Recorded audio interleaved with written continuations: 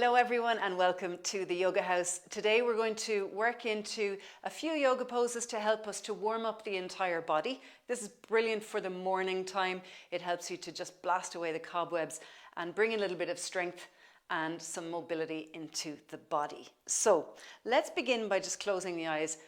We'll externally rotate the arms, let the palms and the biceps face front, and extending through your fingers and thumbs so that you're really stretching into the skin and the palms of the hands. We're going to do a similar thing with the feet, spreading your toes as much as you can.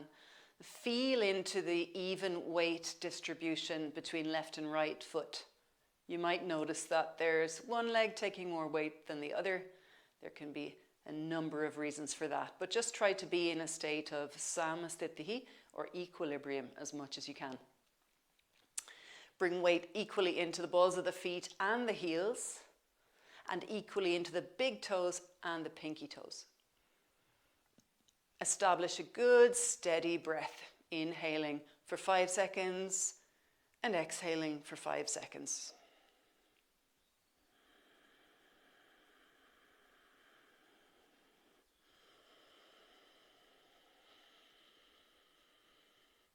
And this is just a short little session today, so give yourself permission to be completely present. You can get on with whatever you need to get on with after this, but for now, just be present with yourself, for yourself, in your practice. And then blinking the eyes open, and we'll just work into a little bit of balance. So we're not going to hold for long periods of time in these balancing exercises. We're trying to build the neural pathways involved in stability and confidence with balance. So just small little tests. So here we go. I'll go to the side so you can see. We're going to take hold of that right knee, interlace the fingers in front of the knee, lift up onto the tippy toes of the left foot, and then come back down. And then switch. Take hold of the left knee, lift up onto the tippy toes of the right foot, and come back down and switch. And then we'll go at a pace that suits you. Again, as I said, we're not holding for very long. We're just working on getting more confident, more sturdy, more stable as we warm up through the body. Now, it can be that you inhale for 2 movements, and exhale for the next 2. Just depends on how much lung capacity you have.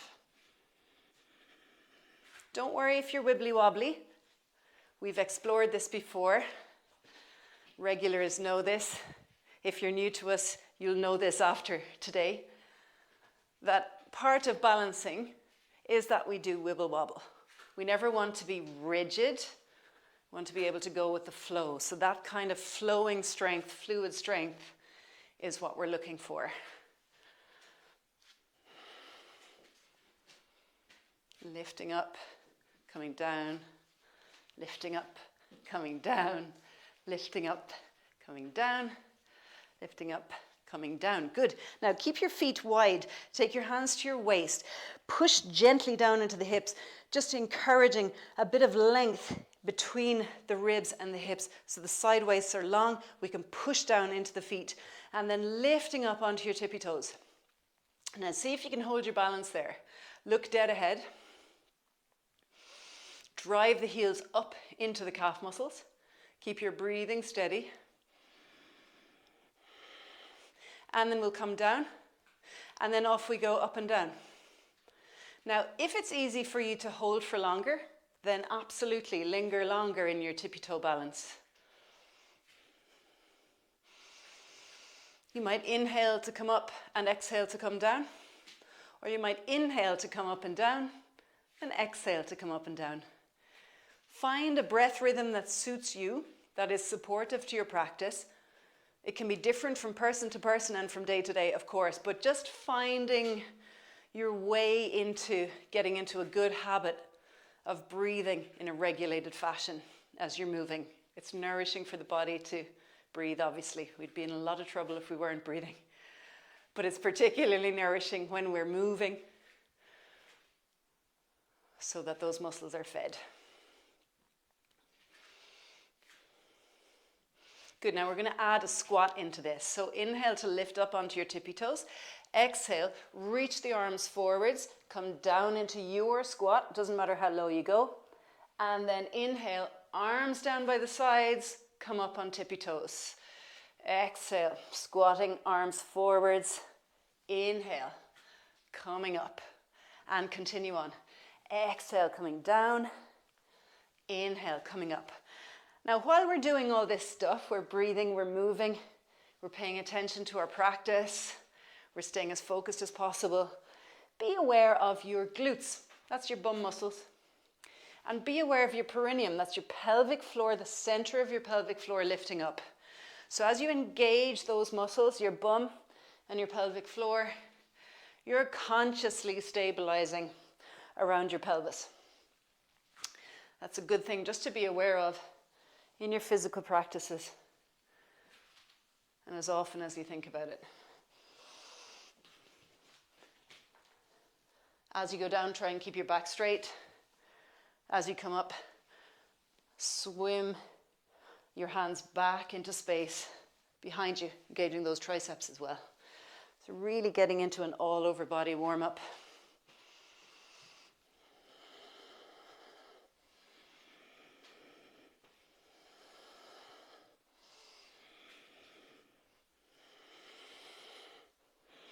Good, and then the next time we come down, we're going to come into all fours.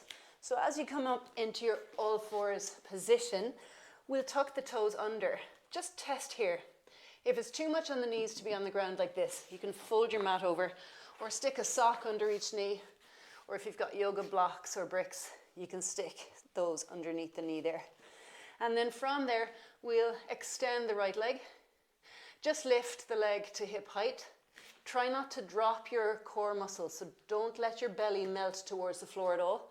Draw your front ribs back and extend your left arm. We'll take an inhale there. And then exhale. Bend your right knee. Touch the inside of the right foot with your left hand. And then inhale to extend out again. Remember, keep your core strong. Exhale, hand to foot. Inhale, reach out. Round the back as you go in to grab the foot. You can pull the foot forwards a little bit if you like. And then inhale. So obviously we're working on our stability here, but also a little bit of flexibility. You might have a cardiovascular response already. I know I do. You're getting good circulation going. Good, and let's go to the other side. So planting that left hand down, extending your left leg, lifting it. Inhale, right arm reaches forwards. Exhale, bend the knee, take hold of your left foot with your right hand. Inhale, extend. Exhale, bend the knee, round your back. Inhale, extend. Exhale, bend the knee. Inhale, extend. Arm and leg away from each other. Exhale. Inhale. Exhale. Inhale. Exhale. Inhale. Going slower or faster if you feel like it. It's not better or worse. You're just finding a pace that meets your breath requirements, your range of motion, your ability. Good. And then back into all fours. Now just regular cat-cow. So on the inhale, lifting tailbone and head. Exhale to round, chin to chest. Tailbone tucks under. 2 more. Inhale. Open the chest. Exhale. Rounding the back. Inhale. Open the chest. Exhale. Rounding the back. Good. Now from here, we're going to take the left arm forwards and the right leg back. Take an inhale there and then exhale. Swim your left arm all the way back. Swim your right leg forwards. Inhale to extend. Exhale, swim around to the side. Inhale, extend. Exhale, swim. Arm goes back, leg goes forwards. Inhale, extend. Exhale, swim. Inhale. Exhale. Inhale. exhale. Last one, inhale, exhale, and then come back to center. And we'll go the other side, extending the left leg and the right arm, inhale, and then exhale, swim them around. Leg comes forwards, arm goes back. Inhale, straighten leg and arm away from each other. Exhale, leg forwards, arm back. Inhale, exhale, in, X, in, X. I'm doing Ujjayi Pranayama, so the breath is loud. My mouth is closed though when I'm breathing. Breathing through the lower lobes of the nostrils, straight into the oropharynx, like the noise you would make when you whisper or yawn, rather than the kind of breath you do when you're sniffing a flower. So if that's not possible yet, if that's not your practice, just breathe in and out through the nose. And then on your next exhale, coming back down onto all fours, and we'll do our cat pose again. Inhale, lifting tailbone and chin. Exhale, dropping tailbone and chin. Twice more, in and X. Last time, in and X. Good, and then walking the hands back, we'll take the right foot forwards into a low lunge. Again, cushion up underneath your left knee if you need that. And we come into a little side bend. So just rest your right hand on the right thigh, lower right thigh, and lifting your left arm up. And we'll go over to the right. If your right elbow wants to lean on the thigh, let it, stretching into the left side body.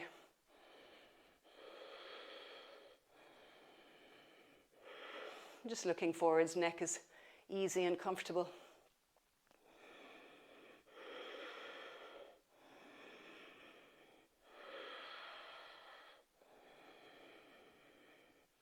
Good, and then taking this left hand down onto the ground, and we'll go into a gentle twist. Let your right arm come up. If that feels in any way uncomfortable, just relax it and let it drape behind your back. If you feel like taking this further, straighten into that back leg, and then let your gaze go up towards the ceiling if your neck feels okay with that. Dig your shoulder blades down into the back and engage your bum. Engage your perineum, your pelvic floor muscles. Draw your front ribs back to the back ribs. Really straighten into that back leg now.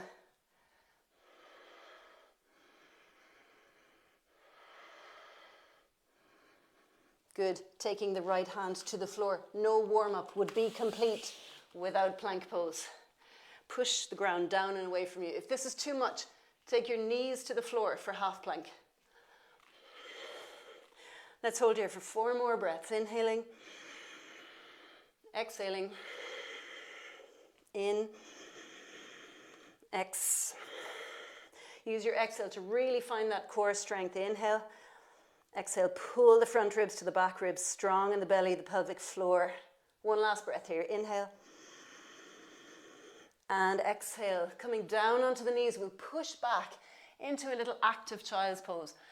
Dropping the head down towards the floor. Extend through your elbows fully, straighten your back. If this is feeling easy, you want a little bit more, lift the knees up, walk the feet forward slightly, and you've got your downward facing dog pose. Bent knees as I'm doing now, or straight legs, once you can keep the back nice and long.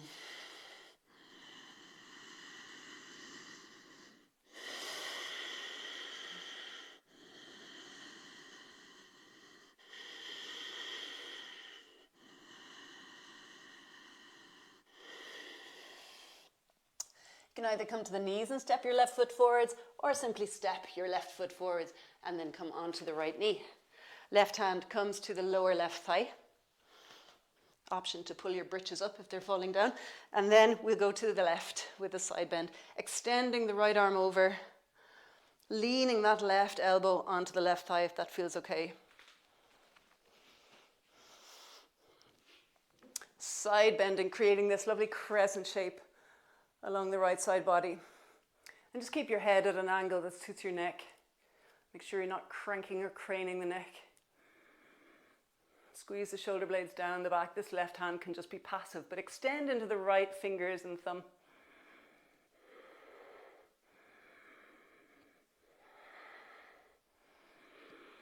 Then this right hand comes onto the floor for our little twist. We remember from last time, lifting that left arm up, or if you prefer, it can often be nice if your shoulders are tight to just drape that hand down behind your back. You can see my left hand wiggling there.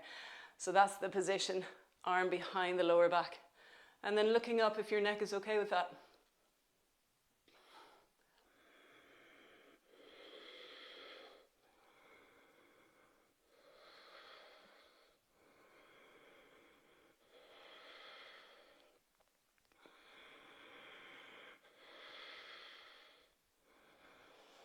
Good, and then hands to floor and straighten into that right leg if you haven't already. I just did the knee down version on that side.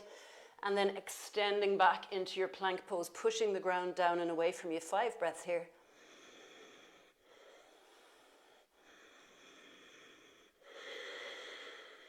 Strong into the thighs. Use your exhales to draw those front ribs back. Make it even stronger.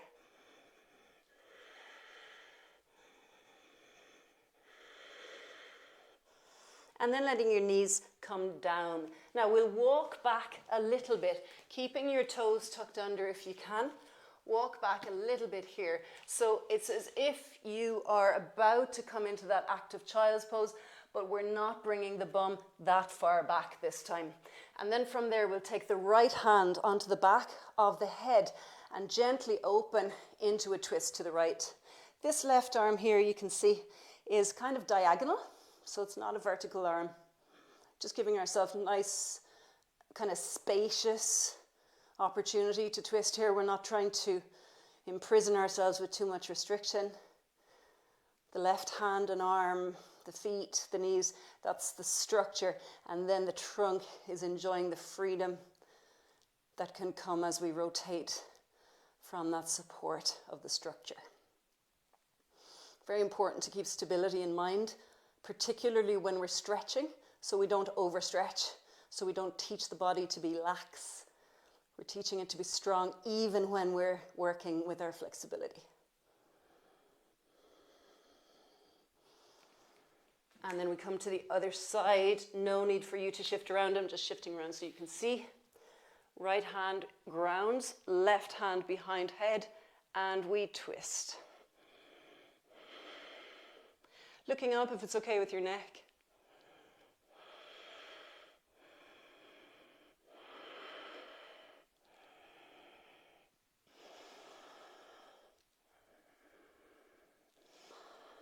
Staying here for another few breaths, guys, if you can. If it's too much, if anything feels too much, just stop. Work on your breathing, work on your concentration. This is your time.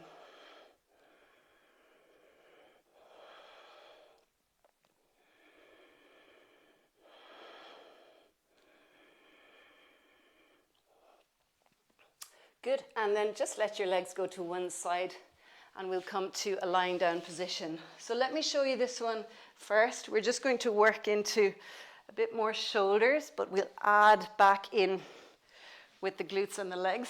Coming into easy bridge pose repetitions with the arms. So I'll show you one rep first and then you can join me. Exhale, lifting the pelvis, arms reach back. And then inhale, coming back down. Hands touch the ground, sacrum touches the ground. And off we go together.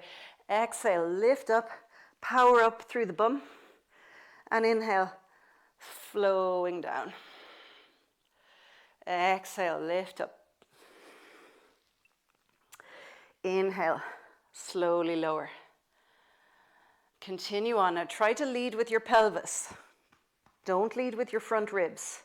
So as you look forwards, when you lift your pelvis, you should see your hips, but not the front ribs. Really draw them down so you're maintaining core strength, integrating it into the rest of the body, rather than it just being a lower body exercise. We want to feel the whole body working together, all components as one. You've probably gathered this already. We're making this as much about the breath as it is about the movement. So in yoga, we call this a vinyasa, where we're harmonizing breath with movement. Most of us will know the word vinyasa from the Ashtanga Vinyasa Yoga. In that context, it's Palakasana, Chaturanga Dandasana, Urdhva Mukha Svanasana, Adho Mukha Svanasana, which just means plank, press up, up dog and down dog. But vinyasa in the broader sense means harmonizing breath with movement. And this gives us a meditative mind as well as a lovely, strong, flexible body. So we're trying to coordinate that all the time. Breath and movement, breath and movement. When we do that, when we make the effort to have a practice like that, the mind has no choice just to come to the center, to the present. It has to be there when we're genuinely coordinating good movement with good breath. So it's a fast track for meditators out there to get into that nice headspace. Okay, spiel over. So let's go into the hamstrings and then we'll stretch out to finish up. So with hamstrings, you can often hear about hamstring flexibility being very important. You rarely hear, and I'm sure you'll agree, you rarely hear about hamstring strength, but it's vital to have strong hamstrings. One, if your quads are strong and your hamstrings are not, your knee joint and your hip joint are not balanced. By balanced, we mean strong either side, flexible either side in equal measure. Two, if you work into lots of hamstring stretches, it can actually make you a little bit weaker and therefore you'll have problems and aches in the lower back. So while stretching is excellent, we also need to make sure that each limb is balanced in terms of strength in the front, strength in the back. So from here, let's walk the feet forwards. So we're in a kind of longer bridge position, and then we'll lift up like we did for bridge, but we're going to hold this time. Your arms can be passive. I like to keep the palms up. It just corrects a little wonky shoulder I have. It brings me into better posture. If this feels okay, lift the toes so you're dorsiflexing the feet and you can really dig the heels down. Now you'll feel the glutes. There's no harm in feeling the glutes. We want to engage the glutes as often as possible, but we're really trying to target the hamstrings here at the same time. So if you are not feeling the hamstrings kind of pump, then slide or walk your heels forwards a little more and hold the up position from there. Your feet don't have to be dorsiflexed like mine. You can take the soles of the feet to the ground if you prefer. And then slowly come down. Now from here, walk the feet together, choosing to either dorsiflex like I am now or feet to the ground, but you're still further away feet to bum than you would be for bridge, right? So you're still further away. You don't want vertical shins there. And then from there, we're going to lift the right leg, plantar flex the foot or dorsiflex, whichever feels good. And then from there, we lift up, exhale. Come down a little, but not to touch the floor. Inhale, exhale, lift up, inhale, come down. Now, if you're not feeling this in the hamstrings, walk or slide that left heel out, and then you'll feel it. Let's do 5 more of these. Inhale down, exhale up, in, X, in, X. Little movements, in, X, in, and X. Good. Keep the pelvis up. If you can, take your right heel down, lifting your left foot up. Again, it's much longer than bridge. We're trying to access hamstrings here. And then off we go with our raises. Little slow motion pulses. Make sure that your sacrum doesn't come down all the way. And we'll go for 5 more of these. X, in, X, in, 3, 2, and 1. Good. And then coming down, and we'll just stretch into those lovely hamstrings from there. So let the legs come up. If it's too much to have both legs up stretching at the same time, that's perfectly fine. Take one leg down, and you can take hold of your leggings, your foot, your thigh, wherever is good for you. But try to get your heel higher than your toes if you can. If you can. breathing deeply there. If you've both legs up, you can come out of neutral spine if you wish, or you can stay in neutral spine, finding which accesses the stretch most effectively for you. Let your breath slow way down now. Close the eyes if you like.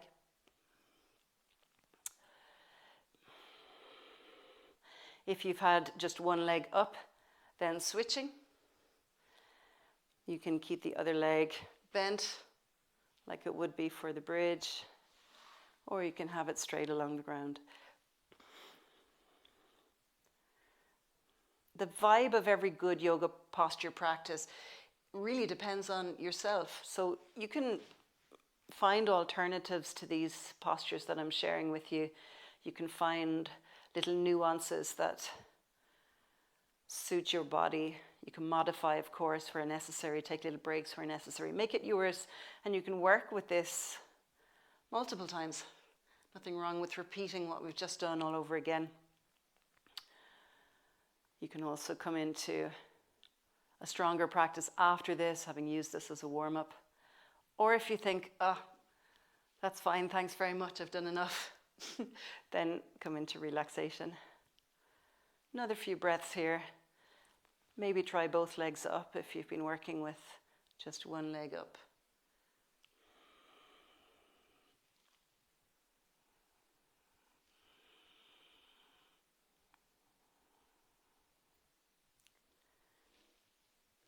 And then just for one last little stretch, take the soles of the feet together like they're doing prayer position.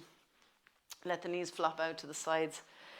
Arms can come up into cactus. Just close the eyes, allow yourself to breathe deeply there.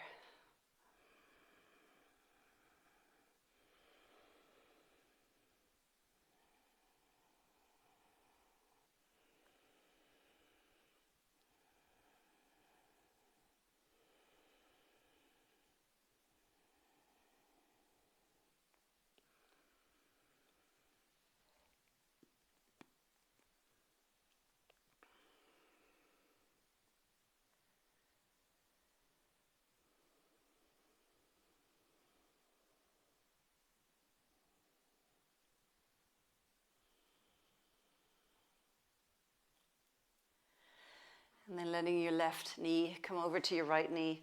Lift your left shoulder off the ground. Gently roll yourself onto your right side.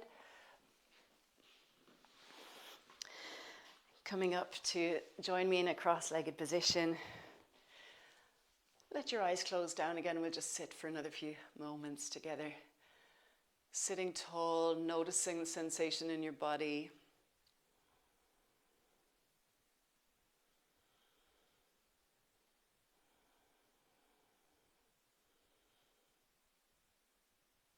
And we'll do our finishing mudra. So this mudra, this gesture, represents taking all that we've learned from our practice and bringing it into our hearts.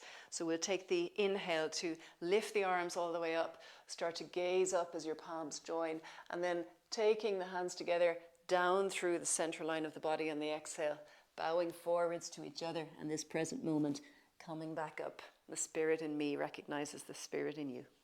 Namaste.